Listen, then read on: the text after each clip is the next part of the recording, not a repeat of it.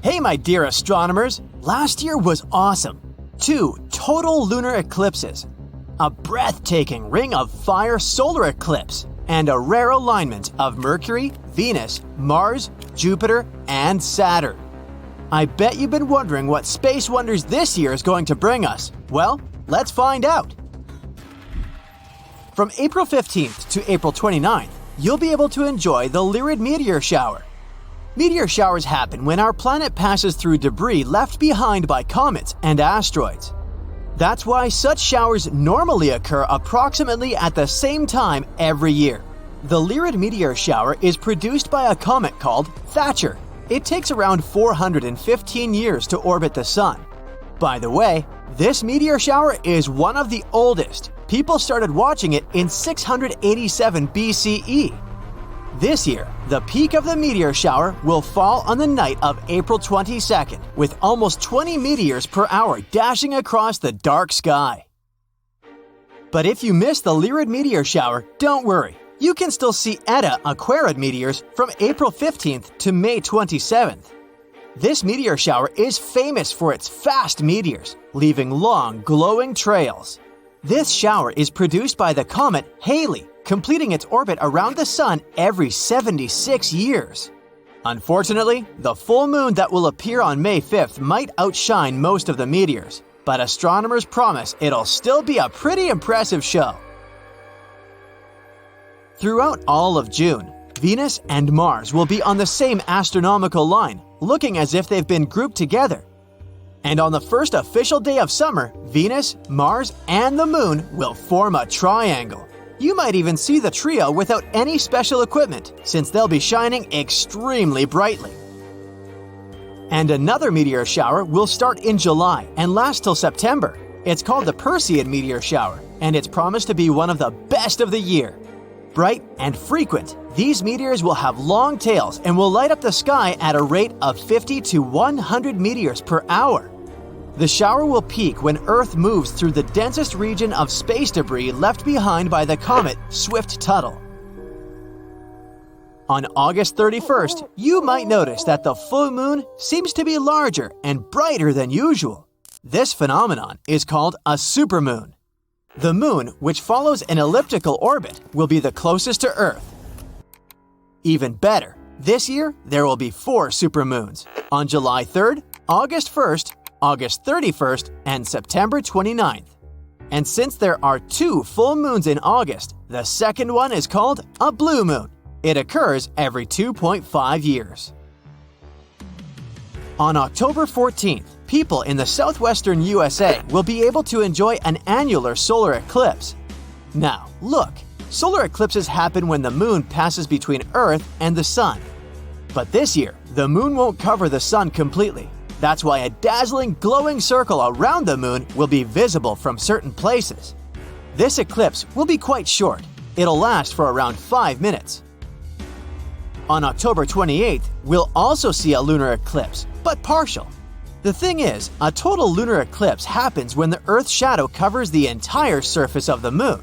But this time, the moon will pass through our planet's dark shadow only partly. By the way, there's one more type of lunar eclipse called a penumbral. It occurs when Earth's faint outer shadow, called penumbra, obscures the moon. And finally, we'll see another meteor shower from November 19th to December 24th. It's called the GEMINID meteor shower.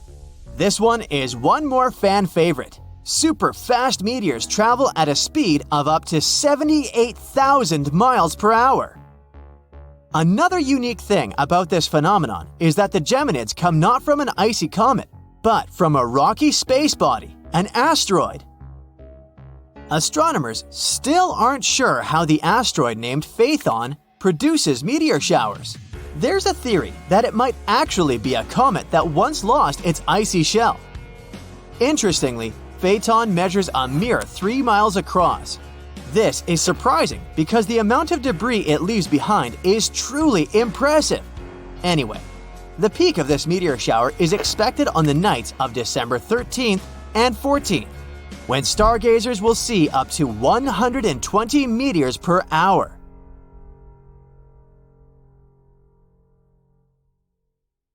the announcement day. Hello everyone and welcome to my space vlog. I'm so excited because I have a big announcement to make. After completing years of training, the day I've been waiting for all my life is finally here.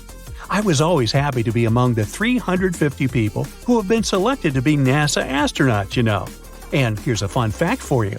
The original 7 is included in that number. So it's fair to say I'm in the Legends League.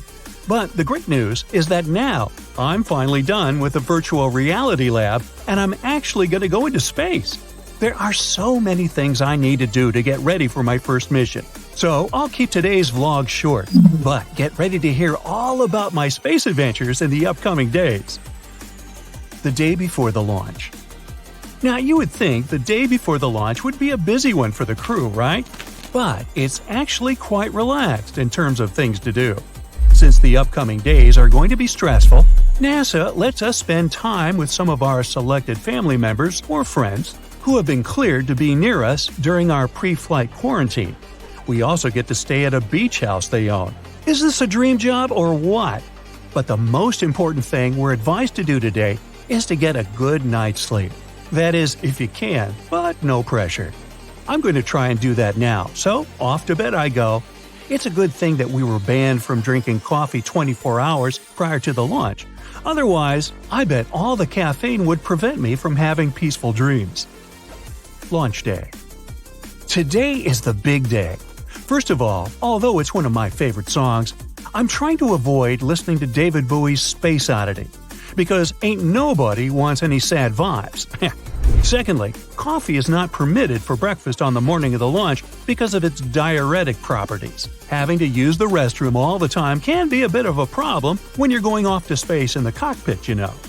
Now, this may be a bit shocking for you, but other than all this, the astronauts have a significant chunk of downtime during a launch day. Before we depart for the launch pad, we do a final check and head to the restrooms for a pre-launch pee. Then it's time to climb into the cockpit. Many of us actually take a nap once we're there, as the system goes through thousands of pre-launch checks, including air-to-ground voice checks with launch control and mission control. And here's a fun fact for you. We wear adult diapers during this time, just in case. Alright now, let's eliminate talking about elimination for now. Well, now that everything is checked, it's time to start the main engine. Prepare for liftoff. 5, 4, 3, 2, 1. Woohoo! A day in space. Welcome to space. Now, I was going to say I will walk you through what a day for an astronaut on a space mission looks like now. But up here, I will float you through it. Now, first of all, every minute and every second of an astronaut's day in space is planned. From eating and brushing our teeth to working and sleeping, every move we make is based on a schedule. The things we have to do are planned down to 5-minute increments by a team in mission control called Ops Planner. This is crucial because these schedules show what is happening and who is involved with what at any given time on the space station. But don't worry, it's not all work and no play. Even if those are according to a schedule too, we still have free time to ourselves. Now, the concept of a day aboard an orbiting spacecraft is a bit different than what you might imagine. Every 24 hours, astronauts on board the International Space Station experience 15 sunrises and 15 sunsets as the station moves around the world. But for millions of years, humans have been living according to a 24-hour daily cycle. Our brains and bodies follow the circadian rhythm of waking and sleeping. That's why astronauts work and sleep to similar schedules that match these cycles and rhythms, because anything other than that would have us living in a state of permanent jet lag. Accordingly, an overall day for us looks like this. The workday is from approximately 6 a.m. to 9:30 p.m. Greenwich Mean Time, and it includes 3 meals and 2.5 hours of exercise. The morning routine. Our space morning schedule is sort of similar to our Earth morning schedule. We are awoken by an alarm, and we begin our hygiene routine with the stuff that is provided for us in our hygiene kits given by NASA. Those include rinseless shampoos that require very little water, since there are no genuine showers in space. The funny thing is, the water we use floats away during this. And each of us is allowed to take our choice of products with us in these kits, including cosmetics and toothpaste. There are razors to shave or clippers and scissors to give ourselves and each other haircuts if necessary. We just have to make sure to vacuum up that hair so it doesn't fly in our faces later as we're working. The food. We don't skip breakfast. It's the first of 3 meals we have, including lunch and dinner. When it comes to how much we eat, it really depends on the calorie necessities of each person. One great thing is that we don't really have to cook or do the dishes, since the meals are already cooked on Earth and come in disposable packages. You should know space food has improved greatly in taste and variety since Apollo missions, in which astronauts ate purely freeze-dried food for days. The space work. After we're done eating, it's time to get to work. Each of us settle down to the assigned tasks of the day. These assignments range from supervising experiments to performing routine maintenance on station equipment.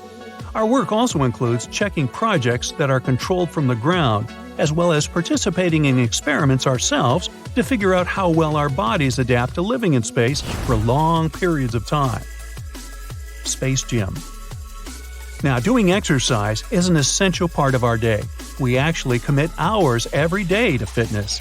Normally on Earth, our bodies are constantly active because they're working against gravity to move. But with very limited gravity in space, movement is easier and doesn't require much work or energy. So, astronauts who spent a long period of time in space and didn't continue to train physically would lose a lot of muscle, which would leave them feeling weak once they return home. That's why it's vital for us to stay physically active to prevent bone and muscle loss. It also helps relieve what we call space snuffles that are caused by body fluids accumulating in the head due to not being tugged downward by gravity. Our regular exercise options include cardio using a treadmill or a bike. We do some weightlifting too. And to do all these, we have to strap ourselves down to the exercise machines because if we don't, we'll float away and our efforts would be for nothing. Free time. Mission organizers on Earth make time every day for us to relax and have fun here in space. This is when we write emails, watch movies, or even play an instrument. But to be honest, the most popular pastime in space is looking out the window to watch the Earth go by beneath you. There are also spectacular sunrises and sunsets to enjoy, which occur every 45 minutes as we orbit. So it's fair to say there's no time to get bored. By the way, just like Earthlings, we get weekends off too to recharge. Sweet dreams. It's important for us to get a good night's sleep to have energy for the next day's tasks. However, here in space, we can't climb into our beds. We have sleeping bags instead, which are attached to the wall to keep us secure. If they weren't, we'd be floating around all night, which sounds neither safe nor restful. Okay, I gotta go because I gotta go. No one will hear your cry in space, or something like that. We've all heard this famous chilling phrase, and it's actually true. Space, for the most part, consists of a giant nothingness. There's a lot of, space in space. But this doesn't mean there are no sounds in space. In fact, there are plenty of them, and some of them can even make you shiver. Let's take a look at the scariest space sounds. First of all, how are cosmic sounds even recorded? Sound is just the vibration of molecules. When you scream, you make the molecules push each other furiously until they reach the ear of the person you're yelling at. Then these vibrations get transmitted to the brain, and we recognize them as something that you might need to apologize for. In other words, to hear something, we need molecules. And that's where things get complicated. There aren't any of them in space. The entire universe almost completely consists of a vacuum. No, not a Hoover. Absolute nothingness. However, the wizards from NASA still record space sound somehow. So how do they do it? The thing is, there are some types of waves that don't care about molecules. We regular folk can't perceive them without some special devices. These waves include, for example, radio waves. We'll need a radio or something like that to recognize them. And that's exactly what NASA's satellites do. They catch random radio waves. Thanks to their heroism, we can find out how different cosmic bodies sound. These satellites record a variety of waves, fluctuations of plasmas, magnetic fields, and other, stuff. And then scientists from NASA transform all this into normal soundtracks. And some of them sound quite frightening, to put it mildly. Let's take our magnetic field, for example. It surrounds our planet like an invisible shield, protecting us from all sorts of nasties, like radiation and solar winds. At the same time, we can neither see it, feel it, nor hear. Oops. Well, the last one is outdated. Scientists from the Technical University of Denmark took magnetic waves recorded by the ESA swarm satellite. They converted them into an audio track and got a pretty creepy result. Now, to be honest, it sounds more like an eerie entity stalking you in the middle of the night. And if you remember the maps of Earth's magnetic field, it starts to feel like a spider crawling nearby. Ew. And this isn't the first strange sound that we caught on Earth. Recently, we caught another weird radio emission from space. Scientists found out that the repeating signal came from somewhere very far away, like billions of light years away from us. Such fast radio bursts usually lasted no longer than a few milliseconds, but this one was unique. It lasted about 3 seconds, basically thousands of times longer than usual. And at the same time, the signal was very precise, so much so that scientists even compared it to a heartbeat. Scientists believe that this signal is caused by pulsars, or neutron stars. One time, Nikola Tesla caught something similar, but unfortunately, at that time, we didn't know about such things as pulsars, so Tesla was sure that he had caught a message from some extraterrestrial life. It's a pity that the truth turned out to be much more boring. But let's move on from the Earth to the Moon. In 1969, the astronauts of the Apollo 10 mission, the spacecraft that made the final test flight to the Moon, flew past its surface. And then they caught some strange signals coming from the dark side of the Moon, the side that we never see because the Moon is tidally locked to us. The sound was so weird that the astronauts weren't even sure whether to report it to NASA. They were afraid they wouldn't be taken seriously, and maybe even not allowed to participate in the next space missions. Here's what it sounded like. But according to NASA, it's not some creepy extraterrestrial music at all. These may just be some radio waves that affected each other because of their proximity, although the astronauts who heard it for the first time probably felt a little creeped out. Let's move to the other planets. Now, 40 years ago, scientists actively explored the surface of Venus. They sent as many as 10 probes there, which were supposed to capture audio and video shooting from the surface. Now we know what Venus, which could easily destroy us at any attempt to even get close to it, sounds like. Horrifying. And you wouldn't expect anything else from the most dangerous planet in the solar system. Unfortunately, Venus is even more toxic than the average Twitter user. So these probes didn't last too long. They heroically arrived on a planet and soon broke down. Next one is Jupiter. This space giant, which is 11 times larger than the Earth, never fails to scare us. One of NASA's probes, Juno, flies around Jupiter every few weeks. The probe is moving at a tremendous speed, 130,000 miles per hour. One day, Juno caught one of the strongest invisible signals it had ever encountered. This was the point at which the mad solar wind came into conflict with the magnetic field of Jupiter. It kind of sounded like a cosmic boom. The original sound lasted 2 hours, but it was compressed to a few seconds. It actually sounds more like a collision of a sea wave and a rock. But here, in terms of horror, Jupiter surprisingly loses to one of its small moons, Ganymede. In 2021, the Galileo space probe flew past Ganymede, and during its flight, it received a rather strange recording.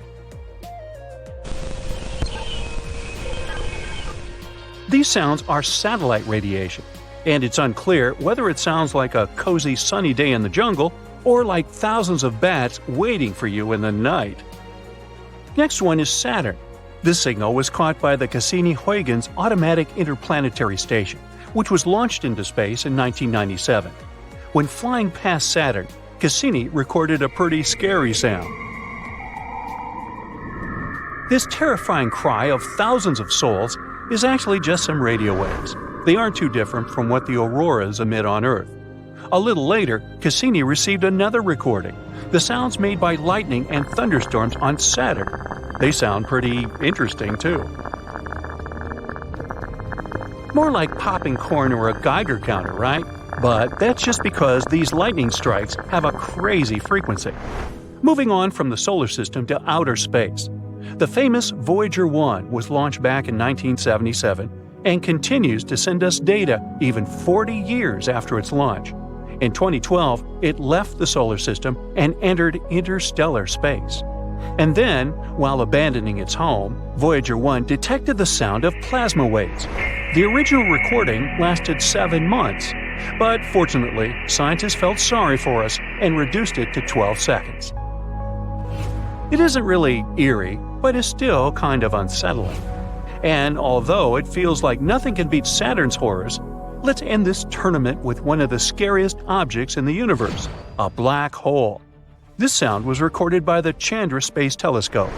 While studying a cluster of galaxies in the constellation Perseus, they discovered something strange.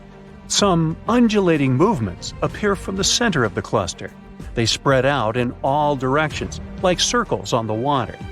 Scientists have suggested that this was caused by a supermassive black hole.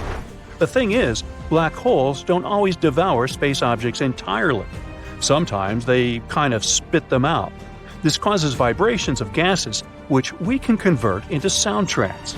What's interesting is that the oscillation of each such wave actually lasts about 10 million years. You're just listening to a very accelerated recording. Scientists have reduced the delay between oscillations by about 144 quadrillion times. So let's check it out. This is probably the eeriest sound from the whole list. Nothing too loud or wild, but there's something dark and disturbing about it. Now, those were the scariest space sounds captured by NASA. To be fair, most of them sounded creepy simply because they're radio waves, but it's still fun to get spooked sometimes.